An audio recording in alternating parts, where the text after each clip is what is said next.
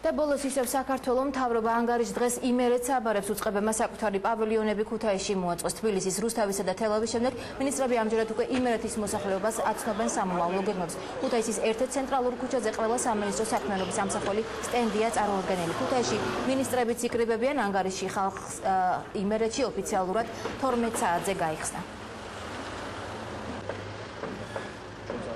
საქმიანობის შედეგებს, რომელიც განხორციელებული იქნა ამ წლის განმავლობაში. მე დარწმუნებული ვარ, რომ დღევანდელი ღონისძიება ისეთივე წარმატებული იქნება, როგორც სხვა ქალაქებში ჰქონდა ადგილი. ძალიან ბევრი საქმე არის რეალურად გაკეთებული ამ წელს. უფრო მეტი საქმე გასაკეთებელია, მაგრამ დღეს ჩვენ წარმოვიდგენთ სწორედ ის საქმეებს, რომელიც უკვე გავაკეთეთ. ეს არის თავდაცვის სამინისტროს სახმელეთო ჯარების ცალკეული სამედიცინო ბატალიონის ის აღჭურვილობა, რომელიც აგვისტოს მოვლენების დროს გაშლილი იყო ფრონტის წინა ხაზზე, ანუ ტყვიავის საველე ჰოსპიტალში.